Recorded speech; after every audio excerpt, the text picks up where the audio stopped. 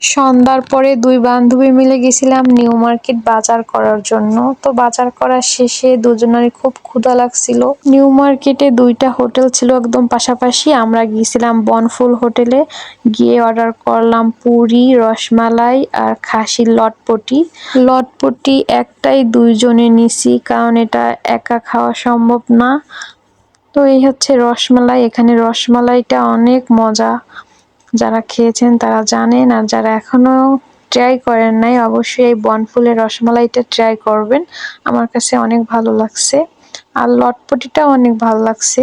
লটপটির price ছিল মাত্র ৬০ টাকা। খাসির মাংস আর আলু দিয়ে এটা রান্না করা হয়েছে। গরম গরম পুরি দিয়ে এই লটপটিটা খেতে খুবই ভালো লাগতেছিল। আর এখানের পুরিগুলোর সাইজ অনেক বড় ছিল। অন্যান্য হোটেলে তো পুরিগুলোর সাইজ একদম ছোট করে, আর এই হোটেলের পুরিগুলা কিন্তু অনেক বড় বড় ছিল, এই দেখেন। আর রসমালাইটার প্রাইস ছিল মাত্র ৫০ টাকা। তো খাবার দাবার খুবই ভালো ছিল এখানের।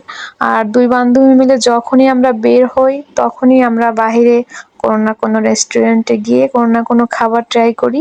তো আমাদের প্ল্যান ছিল আমরা ঝাউতলায় গিয়ে আর কি কিছু খাওয়া দাওয়া করব, কিন্তু বাজার করছি অনেক।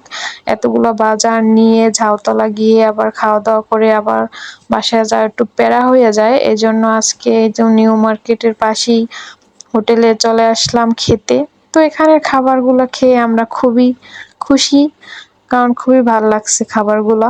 বনফুল রেস্টুরেন্টে আমরা এর আগেও অনেকবার খেয়েছিলাম। একবার দুই বান্ধবী সকালবেলা আসছিলাম, তখন নান রুটি আর ভাজি আর রসমালাই খেয়েছিলাম। তো এখানের খাবার ভালো লাগে, এই জন্যই আজকে আবার চলে আসলাম খেতে।